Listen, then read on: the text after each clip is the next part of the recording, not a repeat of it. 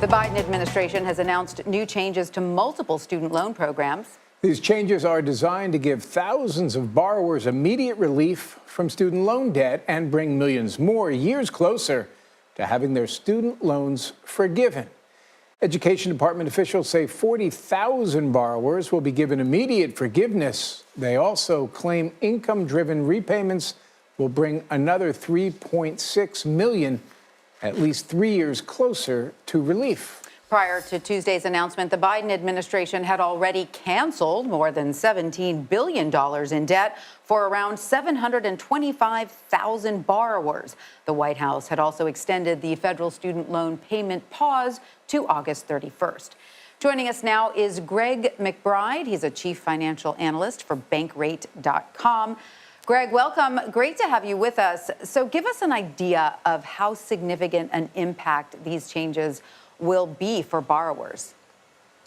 Well, for borrowers that have been making their payments for years, Tanya, but yet through no fault of their own, their payments were not being counted correctly. They weren't being counted towards eligibility, or they had been routed to the wrong program.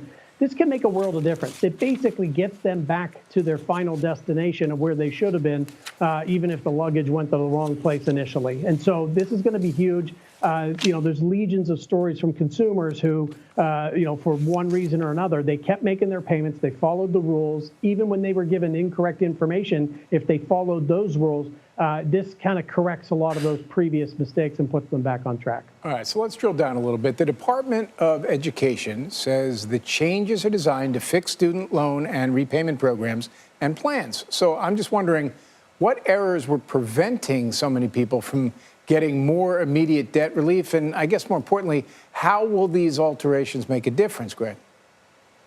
I think one example are when loans were shifted from one servicer to another, the left hand didn't talk to the right hand. And so borrowers were making payments, but they weren't being counted. And so going back and retroactively making the fix to count the payments that were made as getting them closer to the eligibility for forgiveness is going to be a huge change. And then the forbearance programs that maybe a lot of borrowers had been routed into instead of income-based repayment, the balance continued to accrue. Because interest continued to accrue, the balance continued to grow. Going back, making the adjustment as if they had been in the correct program all along can make a huge difference as well. So let me ask you about this consumer survey bankrate.com published earlier today. It found that roughly 60% of U.S. adults have put off making important financial decisions because of their student loan debts. So can you discuss the kinds of decisions they are delaying and what else this survey revealed about the impact of student loans on Americans? Yeah, what we are seeing, 60% of adults, and even higher for Gen Z and millennials, about 74% of Gen Z, 68% of millennials say that they've delayed financial decisions because of that student loan debt. And most commonly, it was things like saving for emergencies, saving for retirement, buying a home, and then for Gen Zs in particular, buying or leasing a car. Those are the type of decisions that tended to be deferred because they were servicing student loan debt.